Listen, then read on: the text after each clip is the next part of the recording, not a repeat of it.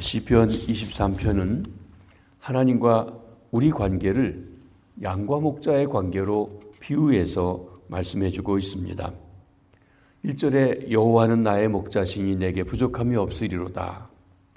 양은 목자 없이는 살아갈 수 없는 존재입니다. 마찬가지로 우리 인간의 심령이 자기 혼자서는 살아갈 수가 없습니다. 그래서 선한 목자 대신 하나님을 따르게 될 때 부족함이 없다고 고백합니다. 2절에 그가 나를 푸른 풀밭에 누이시며 쉴만한 물가로 인도한다고 했습니다. 선한 목자 되신 주님은 그의 양인 우리를 푸른 풀밭에 눕게 하여 주십니다. 양이 누울 수 있도록 모든 두려움에서 우리를 해방시켜 주십니다. 배고픔의 공포에서 해방시켜 주십니다. 그리하여 푸른 풀밭에 눕게 하시는 은혜를 베풀어 주시는 것입니다. 목자는 양을 위해서 물을 공급합니다.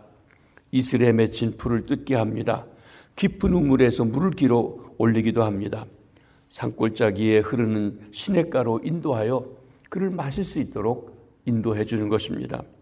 이 물은 우리 영혼을 만족해 하시는 성령님의 역사를 말씀하십니다. 3절에 내 영혼을 소생시키시고 자기 이름을 위하여 의의 길로 인도하시는도다 했습니다. 우리 영혼이 자빠지면 혼자서는 도저히 일어날 수 없어서 발버둥치다가 지치고 맥이 빠져 죽어갑니다. 그때 선한 목자 되신 주님께서 능력의 발로 우리를 붙들어 주심으로 소생시켜 주십니다. 그리고 의의 길, 생명의 길로 인도해 가시는 것입니다. 오늘 이 자리에 있는 우리 모두는 선한 목자 되신 하나님의 팔이 우리를 소생시켜 주셨기 때문에 이렇게 주 앞에 있는 줄 믿습니다. 이 진리를 생각할 때 얼마나 은혜가 되는지요. 오늘은 네 번째 진리로 사망의 음침한 골짜기를 생각해 보려고 하는 것입니다. 선한 목자는 대적과 어려움에서 우리를 양들을 보호해 주십니다. 여호와 하나님은 보호하시는 하나님이신 것입니다. 내가 사망의 음침한 골짜기로 다닐지라도, 여기 사망의 음침한 골짜기는 사망, 죽음 그 자체는 아닙니다. 죽음의 그림자가 드리워져 있다, 가능성이 있고 위험하다고 하는 것을 말합니다. 성도가 인생을 바르게 살다가 의롭게 살다가 받는 핍박이 있습니다. 어느 날 갑자기 우리에게 닥쳐오는 뜻하지 않은 질병도 있습니다. 우리는 고통스러울 수가 있습니다. 인간관계가 깨어지는 경험도 할 수 있습니다. 우리가 인생 여정을 살아갈 때 보면 잔잔한 바다를 콧노래를 부르며 즐거워하며 지나갈 때도 있고, 폭풍 구름이 몰아친 거친 바다를 풍랑 속에서 지나가야 할 때도 있다고 하는 것입니다. 양을 치는 목장의 현실도 그렇습니다. 양들이 푸른 풀밭 쉴만한 물가로 거닐 때도 있지만 사망의 음침한 골짜기로 지나갈 때가 있습니다. 저희가 뉴질랜드를 갔더니 목장이 얼마나 많은지 그저 온 들판에 양들이 여기저기서 너무 많이 보입니다. 그런데 이스라엘을 가면 그 땅이 척박해서 목장 찾기가 쉽지 않다고 하는 것입니다. 목자가 양의 필요를 알고 때로는 푸른 풀밭에 눕게 하고 때로는 쉴만한 물가로 인도합니다.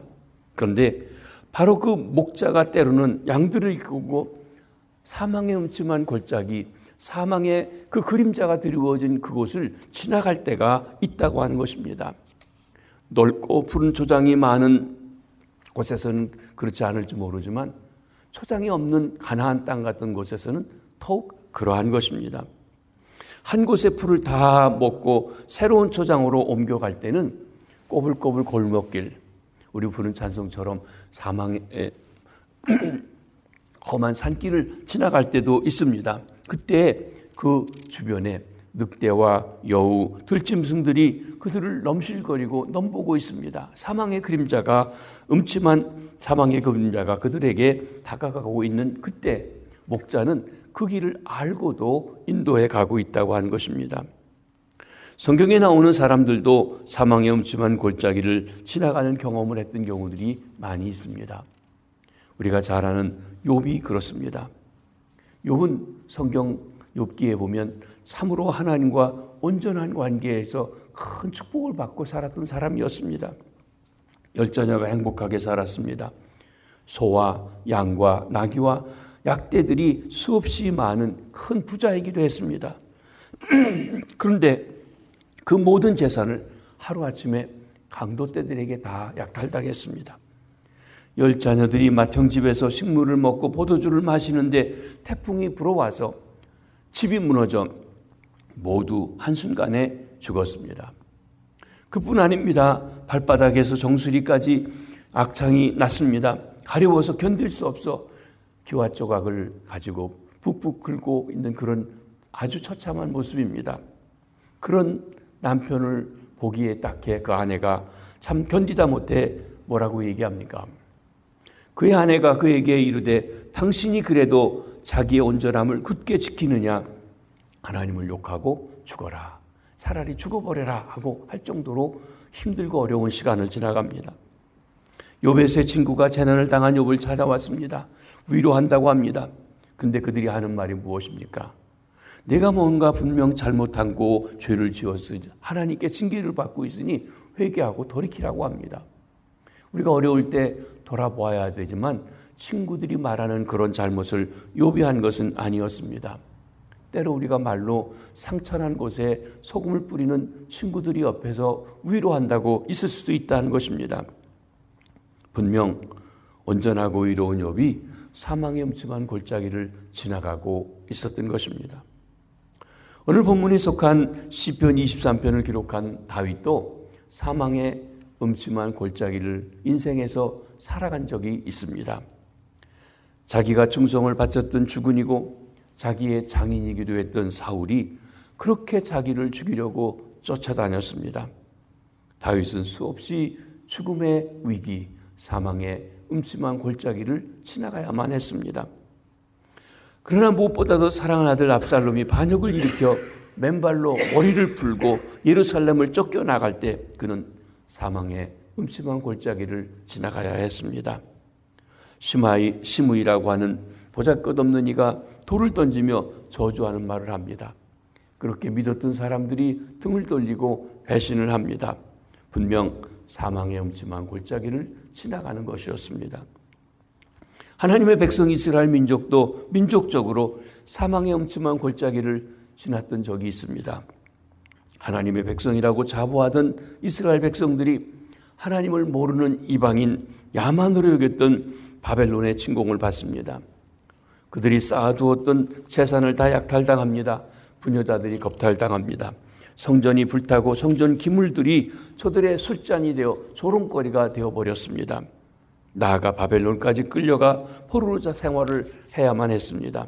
그 70년간의 생활은 분명 민족적으로 사망의 음침한 골짜기를 지나가는 시기였던 것입니다. 그러면 왜 하나님께서 인생들에게 사망의 음침한 골짜기를 가게 하시는 것일까요?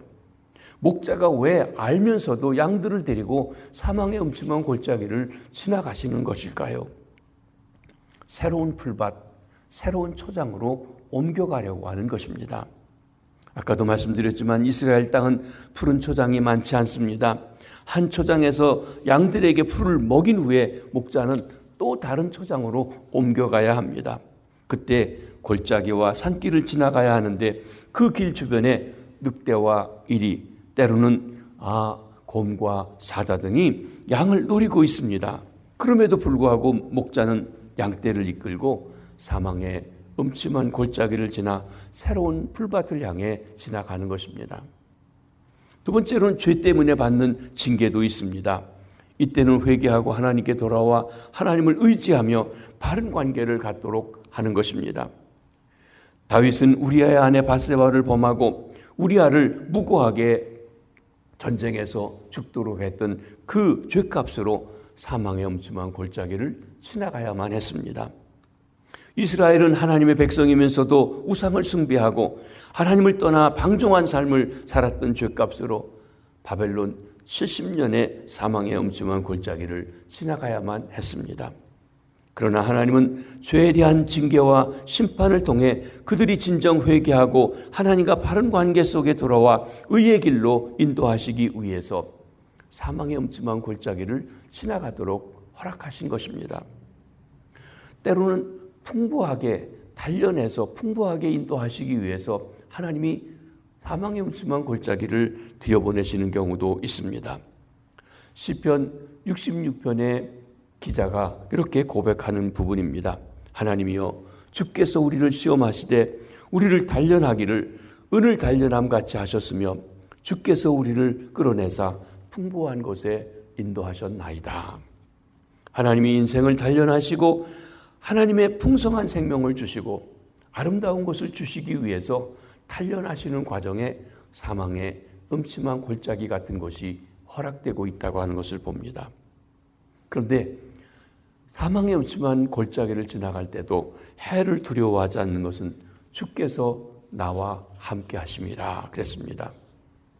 어두운 그림자가 드리운 그때 가장 큰 문제는 두려워하는 마음입니다. 사망의 음침한 골짜기를 지나갈 때 가장 큰 문제는 두려워하는 마음이라는 것입니다. 오늘도 우리 주변에 흉흉한 소식이 들려오면서 실제 당하는 어려운 현실도 고통이지만 더 큰 고통은 나도 모르게 엄습해오는 두려운 마음입니다. 근데 시인은 사망의 음침한 골짜기를 다닐지라도 두려워하지 않는다고 고백합니다. 어떻게 두려워하지 않을 수가 있습니까? 주께서 나와 함께 하신다고 하는, 목자가 나와 함께 하고 있다고 하는 그 확신이 그렇게 두려움을 이기게 한 것입니다. 선한 목자가 함께 함을 알 때 양들은 두려워하지 않습니다. 목자의 냄새를 맡고 목자의 음성을 듣고 목자가 자기 곁에 있다고 할 때는 두려워하지 않는다는 것입니다. 그러기에 목자를 신뢰한다는 것이 얼마나 중요한지 아는 것입니다. 제가 목회하면서도 보면 교인들이, 양들이 목자인 담임 목사를 신뢰할 때는요, 어디로 이끌어가도 따라갑니다. 두려워하지 않습니다. 그러나 신뢰가 깨지면 아무리 좋은 것을 주어도 먹지 않고 불평하고 투정하고 하는 것을 보게 된다는 것입니다. 신뢰가 우선 쌓여져야 합니다. 그렇습니다. 그를 해치려는 짐승들, 여우나 늑대나 독수리 등이 기웃거리는 사망의 음침한 골짜기를 데리고 가도 두려워하지 않고 따라간다는 것입니다.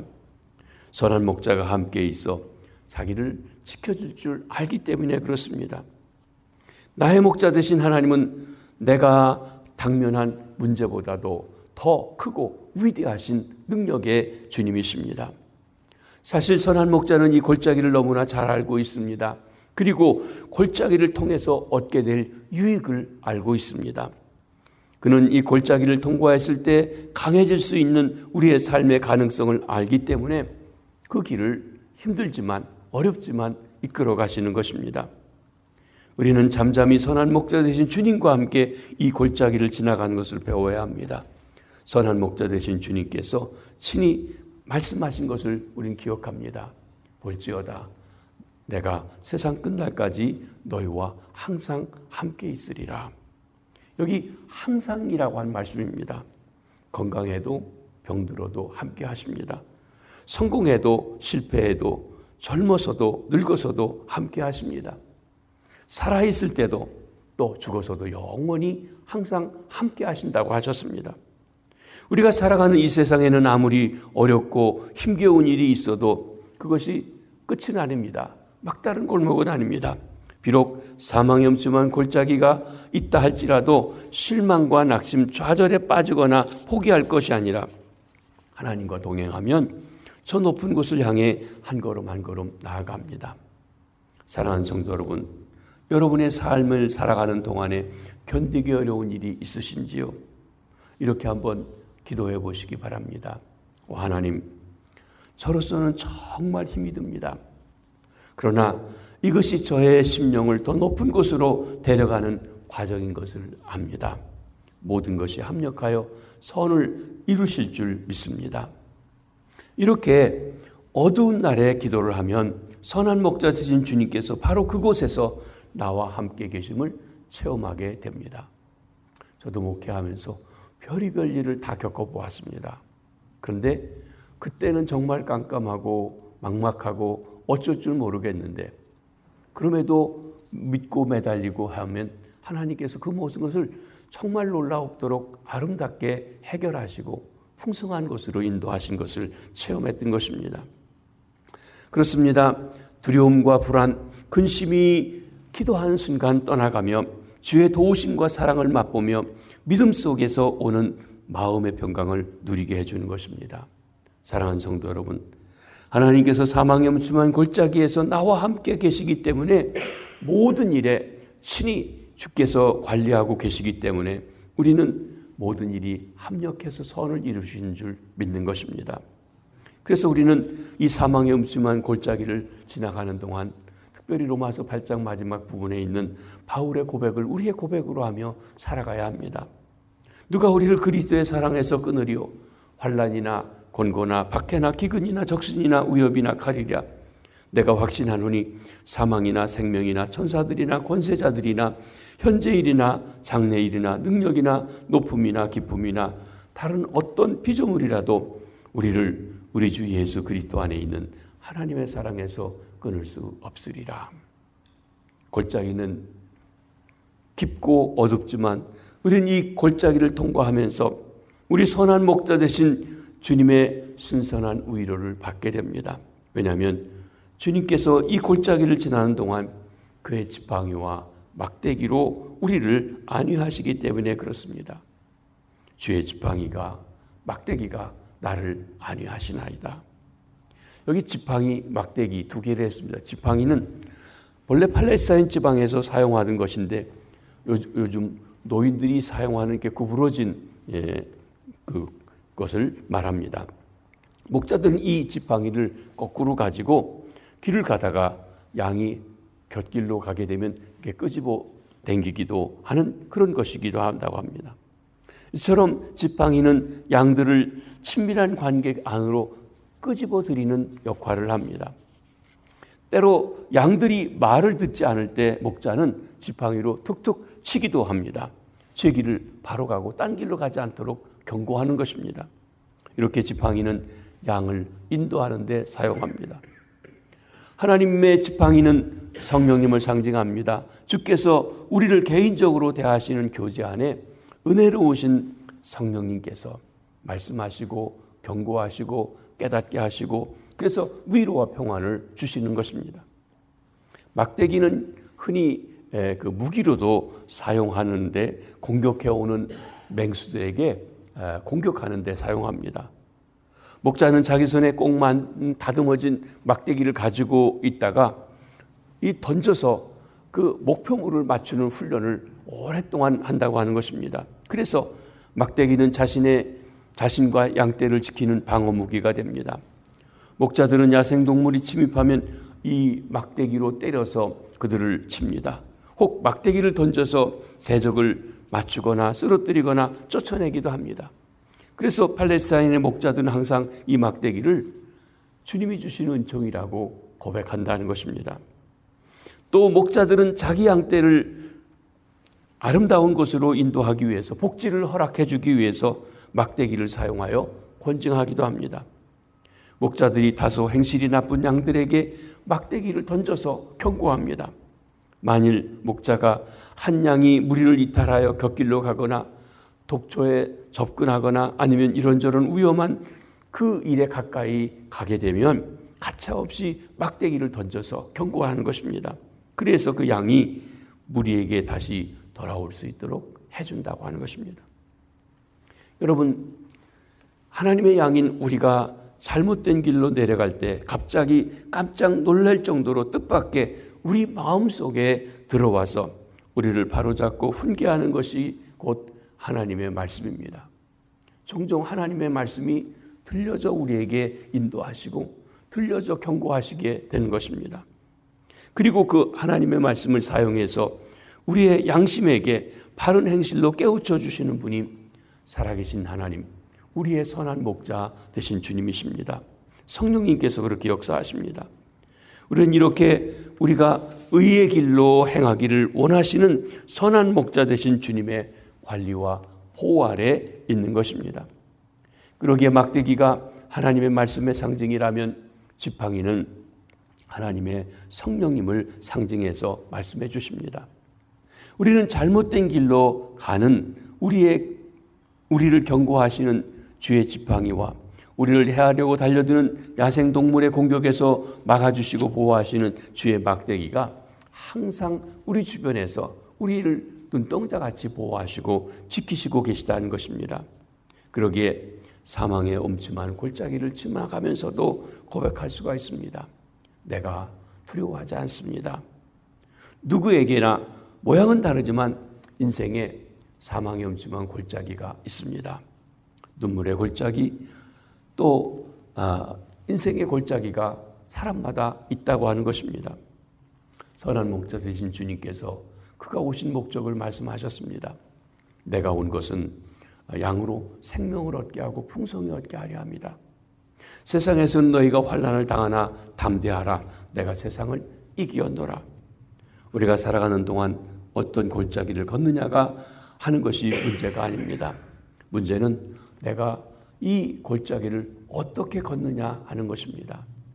오늘 우리가 부른 찬송가 태산을 넘어 험곡에 가도 빛 가운데로 걸어가면, 빛 대신 주님과 함께하면, 선한 목자와 함께하면 바로 태산을 넘어가도 험곡에 가도 문제가 되지 아니한다고 하는 것을 말씀해 주는 것입니다. 그렇습니다. 우리가 앞에 놓인 사망의 음침한 골짜기 재난과 역경을 어떻게 대해야 할겠습니까? 선한 목자 되신 주님과 함께 과감하게 담대하게 두려움 없이 가야 합니다. 그러나 이 모든 일에 우리를 사랑하시는 이로 말미암아 우리가 넉넉히 이기느니라. 여러분, 우리 주님이 함께할 때 어떤 어려움이 있어도 넉넉히 이기게 될 줄 믿으시길 바랍니다. 우리가 어두운 골짜기, 눈물 골짜기, 사망의 음침한 골짜기를 처음 갈 때는 왜 이런 골짜기가 내게 있냐고 하나님 앞에 투덜거리고 그 이유를 알지 못합니다. 그러나 여러 번 당해본 경험이 있는 양은 목자가 우리를 저 산지에 있는 새로운 그 목양지로 우리를 인도해 가는구나 하고 기대하게 됩니다. 우리 신앙생활도 마찬가지입니다. 일의 결국을 볼 수 있는 믿음의 눈이 이런 경험을 통해서 생겨지게 된다는 것입니다. 우리에게 이런 은혜를 주셔서 사망의 음침한 골짜기를 지나가면서도 내게 두려움이 없습니다 고백할 뿐만 아니라 선한 목자께서 이번 어려움을 통해서는 어떤 푸른 초장을 우리를 위해서 준비해 놓고 계시는가 기대할 수 있는 믿음이 있어지시기를 되기를 바랍니다. 오늘 4절 말씀을 읽고 마치겠습니다. 내가 사망의 음침한 골짜기로 다닐지라도 해를 두려워하지 않을 것은 주께서 나와 함께 하심이라. 주의 지팡이와 막대기가 나를 안위하시나이다. 아멘. 기도합니다. 주님, 우리가 살아가는 세상이 만만치가 않습니다. 선한 목자 되신 주님이 우리와 함께 하시는 것을 알기에 두려워하지 않고 담대하게 살게 하여 주시옵소서. 핍박과 환난이 어려움이 있다 할지라도 그 속에서 우리를 눈동자같이 지키시고 낮에 해가 상치 않고 밤의 달이 해치 않도록 지키시는 주님, 말씀으로 역사하시고 성령으로 우리에게 깨우쳐 주시는 주님이 계시기에 험한 세상에서 하나님이여 참으로 태산과 같고 험곡과 같은 곳에서도 빛 대신 주님과 함께 승리하는 날마다의 삶이 되는 줄 믿습니다. 새로운 해 우리 주변에 흉흉한 소식들이 들려옵니다. 특별히 우리 조국 대한민국이 몹시 힘들고 어렵습니다. 하나님, 미국도 이제 20일 날 트럼프 대통령이 취임하며 새로운 기대를 갖고 있습니다. 하나님, 그러나 주님이 진정 우리의 왕으로 다스려 주셔야만 모든 것이 아름답게 되어주는 걸 믿고 역사의 주관자 되신 우리 주님, 목자 되신 주님을 바라보고 살아가는 저희들 되게 도와주시옵소서. 오늘도 주 안에서 주님과 함께 승리하는 귀한 하루 되게 해 주시옵소서. 일터에, 사업장에, 직장에, 병상에, 가정에, 학교에 가서 공부하는 자녀들에게 지혜를 주시고 동행하옵소서. 예수님의 이름으로 기도하옵나이다. 아멘. 자유로 기도하십니다.